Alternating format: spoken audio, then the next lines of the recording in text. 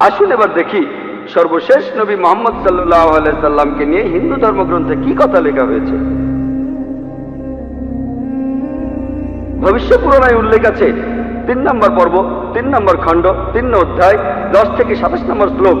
বলা হয়েছে যে ম্লেচ্ছরা তারা আরবের ভূমিকে অপবিত্র করেছে, আর্য ধর্মকে সেখানে খুঁজে পাওয়া যায় না। এখানে কিছু শত্রু ছিল যারা অতীতে পরাজিত হয়েছে, কিন্তু এখন আরো শক্তিশালী শত্রু উপস্থিত হয়েছে। আমি একজন মানুষকে পাঠাবো যার নাম হবে মুহাম্মদ সাল্লাল্লাহু আলাইহি সাল্লাম। তিনি এই শত্রুদের ধ্বংস করবেন আর মানুষকে সুপথে পরিচালিত করবেন। হে ভোজ রাজা, তুমি কখনোই সেখানে যাবে না যেখানে পিশাচদের রাজত্ব, কারণ আমি আমার করুণা দিয়ে তোমাদের হৃদয়কে পবিত্র করব। তখন দেবদূতের মতো একজন মানুষ তিনি রাজার সামনে আসলেন আর বললেন, হে রাজা, আমাকে এখানে পাঠিয়েছেন ঈশ্বর পরমাত্মা। আর্য ধর্ম পৃথিবীতে বিরাজ করবে, যে ধর্মটা সত্য, দ্বীনুল হক, সেটা পৃথিবীতে বজায় থাকবে। আমাকে এখানে পাঠিয়েছেন ঈশ্বর পরমাত্মা, যাতে মাংসভোজীদের বিশ্বাসকে প্রতিষ্ঠা করা যায়। আমার অনুসারীরা হবে সেই লোকেরা যারা সুন্নতে খাতনা করবে, আর তাদের মাথার উপরে কোনো টিকি থাকবে না। তারা একটা বিপ্লব তৈরি করবে, তারা মুখে দাড়ি রাখবে, তারা প্রার্থনার জন্য আহ্বান করবে, বিধিসম্মত সব খাবারই খাবে, তবে তারা শূকরের মাংস খাবে না। তারা লতাগুল্মের মাধ্যমে পবিত্র হবে না, বরং যুদ্ধ বিগ্রহের মাধ্যমে পবিত্র। তাদেরকে বলা হবে মুসলমান, আর তারা হবে মাংসভোজী। এই ভবিষ্যৎবাণী যে একজন ঋষি আসবেন, আর সেই ঋষির নাম উল্লেখ করা হয়েছে মুহাম্মদ সাল্লাল্লাহু আলাইহি ওয়াসাল্লাম। আর বলা আছে তিনি মানুষ জাতিকে সঠিক পথে পরিচালিত করবেন। আমরা জানি মুহাম্মদ সাল্লাল্লাহু আলাইহি ওয়াসাল্লাম আরবদের পথ দেখিয়েছেন। সে সময়কে বলা হতো আয়ামে জাহেলিয়া, অর্থাৎ বিশৃঙ্খলার যুগ। তিনি তাদের আলো সন্ধান দিয়েছেন। আর বলা হয়েছে তার অনুসারীদের খাতনা করা থাকবে। মুসলমানরা খাতনা দেয়, তাদের মাথায় কোনো টিকি থাকবে না, মাথার পেছনে কোনো লেজ থাকবে না, মুসলমানদেরও থাকে না। তাদের মুখে দাড়ি থাকবে, মুসলমানরাও দাড়ি রাখে। তারা একটা বিপ্লব ঘটাবে, তারা প্রার্থনার জন্য আহ্বান করবে, আর সেটা হলো আজান। আমরা মুসলিমরা আজান দেই, নামাজের জন্য আহ্বান করি। তারা সব বিধিসম্মত খাবার খাবে, কিন্তু শূকরের মাংস তারা ছোবে না। আমরা মুসলিমরা শূকরের মাংস খাই না। তারা লতাগুল্মের মাধ্যমে পবিত্র হবে না, তারা পবিত্র হবে যুদ্ধ বিগ্রহের মাধ্যমে। আর পবিত্রকরণে আমাদেরকে বলা হয়েছে সত্যের জন্য যুদ্ধ করব, অন্যায় অবিচারের বিরুদ্ধে। তাদেরকে বলা হবে মুসলমান, তারা হবে মাংসভোজী। ভবিষ্যৎ পুরাণের এই ভবিষ্যৎবাণী একেবারে পরিষ্কার ভাবে সর্বশেষ ও চূড়ান্ত নবী মুহাম্মদ সাল্লাল্লাহু আলাইহি সাল্লাম এবং তার অনুসারীদের কথা বলছে। মুহাম্মদ সাল্লাল্লাহু আলাইহি সাল্লামের নাম বিভিন্ন জায়গায় অনেকবার বলা হয়েছে, হাতে সময় নেই, সেজন্য ভবিষ্যৎ পুরাণ থেকে কয়েকটা উদাহরণ দিচ্ছি। এই ভবিষ্যৎবাণী করা হয়েছে ভবিষ্যৎ পুরাণের 3য় পর্ব, 3য় খণ্ড, 3য় অধ্যায়ের 5 থেকে 8 শ্লোকে। এছাড়াও বলা আছে ভবিষ্যৎ পুরাণের 3য় পর্বে 1ম খণ্ড, 3য় অধ্যায়ের 21 থেকে 23 নম্বর শ্লোকে। সর্বশেষ আর চূড়ান্ত নবী মুহাম্মদ সাল্লাল্লাহু আলাইহি সাল্লামের কথা উল্লেখ করা হয়েছে অথর্ববেদে 20 নম্বর গ্রন্থে 127 নম্বর অধ্যায়ের 1 থেকে 14 নম্বর মন্ত্রে। এগুলোকে আরো বলা হয় কুন্টুক সুক্তাস। কুন্টুক সংস্কৃত শব্দ, অর্থাৎ পেটের একটা লুকানো গ্রন্থি। তার মানে এই মন্ত্রগুলির অর্থ লুকানো রয়েছে, এগুলো পরে জানা যাবে। এখানে সবগুলো মন্ত্র নিয়ে আলোচনা করার মতো সময় নেই, আমি শুধু প্রথম 4টা মন্ত্র নিয়ে কিছু কথা বলবো। 1 নম্বর মন্ত্র বলছে তিনি হলেন নরসাংসা, তিনি হলেন কাওরামা, তিনি পরাজিত করবেন 60,090 জন শত্রুকে। 2 নম্বর মন্ত্র বলছে তিনি উটের পিঠে চড়বেন। 3 নম্বর মন্ত্র বলছে তিনি হলেন মামা ঋষি। 4 নম্বর মন্ত্রে তাকে আরো বলা হচ্ছে রেব। 1 নম্বর মন্ত্র বলছে তিনি হলেন নরসাংসা। নরসাংসা শব্দটা এসেছে নর থেকে, অর্থাৎ কোনো ব্যক্তি বা একজন লোক।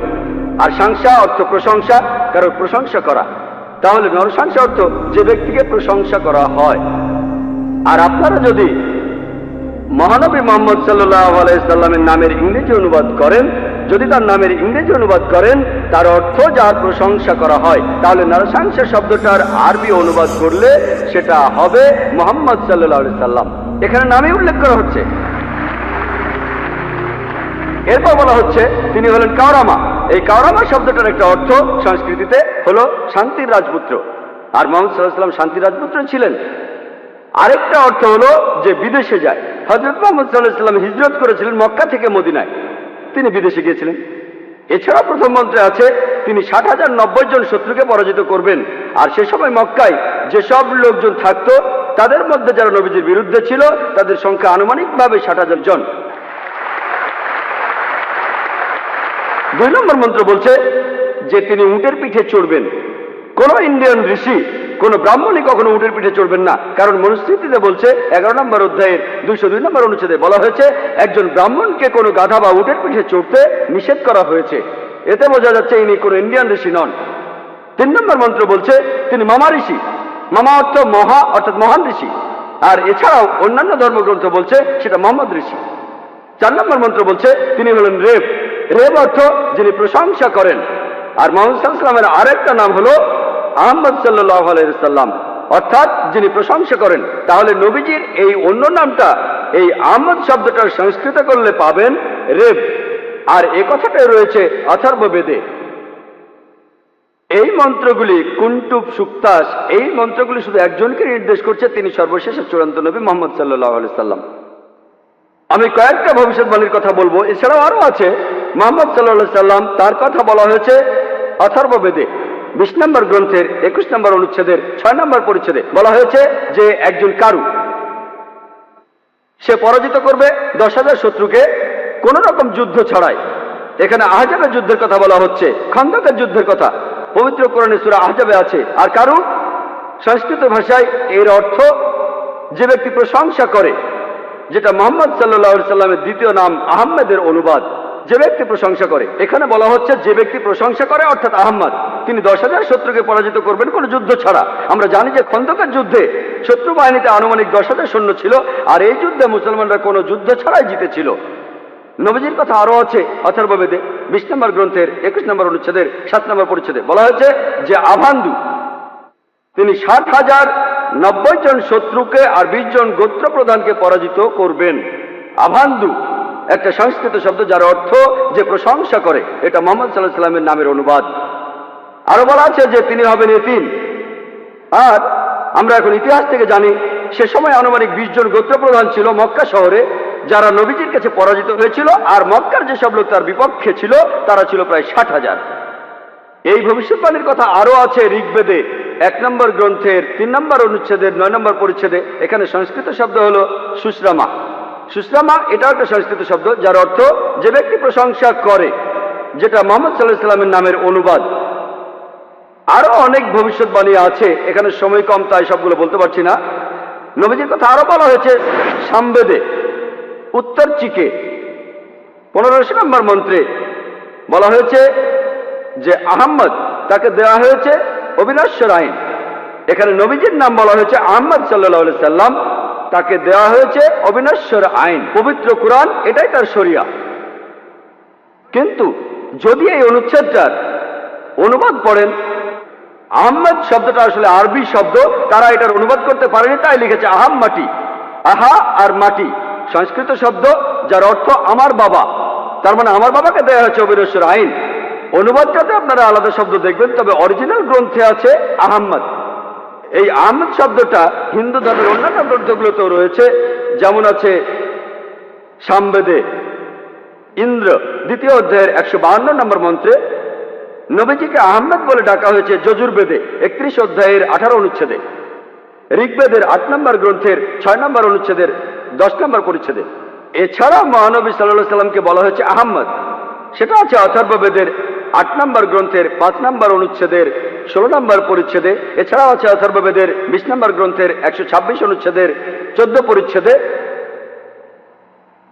মহানবী সাল্লাল্লাহু আলাইহি সাল্লামকে শুধু আহমদ নামে ডাকা হয়নি, আহমদ উনার একটা নাম, তাকে আরো বলা হয়েছে নরসংসা অনেক জায়গায়, হিন্দু ধর্মগ্রন্থের অনেক জায়গায়। আর আমি আগেও বলেছি যে নরসংসা শব্দটা এসেছে নর থেকে, যার অর্থ একজন মানুষ বা একজন ব্যক্তি। আর সংসা যার অর্থ প্রশংসা, প্রশংসা করা। তাহলে নরসংসা অর্থ যে ব্যক্তির প্রশংসা করা হয়। এটাই হলো সর্বশেষ চূড়ান্ত নবী মুহাম্মদ সাল্লাল্লাহু আলাইহি সাল্লামের নামের সঠিক ইংরেজি অনুবাদ। নবীজিকে হিন্দু ধর্মের গ্রন্থগুলিতে অনেক জায়গায় নরসংসা বলে ডাকা হয়েছে। ঋগ্বেদের 1 নম্বর গ্রন্থের 13 নম্বর অনুচ্ছেদের 3 পরিচ্ছেদে, ঋগ্বেদের 1 নম্বর গ্রন্থের 18 অনুচ্ছেদের 9 পরিচ্ছেদে, ঋগ্বেদের 1 নম্বর গ্রন্থের 106 নম্বর অনুচ্ছেদের 4 পরিচ্ছেদে, ঋগ্বেদের 1 নম্বর গ্রন্থের 142 নম্বর অনুচ্ছেদের 3 পরিচ্ছেদে, ঋগ্বেদের 2 নম্বর গ্রন্থের 3 অনুচ্ছেদের 2 পরিচ্ছেদে, ঋগ্বেদের 5 নম্বর গ্রন্থের 5 অনুচ্ছেদের 2 নম্বর পরিচ্ছেদে, ঋগ্বেদের 7 নম্বর গ্রন্থের 2 অনুচ্ছেদের 2 নম্বর পরিচ্ছেদে, ঋগ্বেদের 10 নম্বর গ্রন্থের 64 অনুচ্ছেদের 3 পরিচ্ছেদ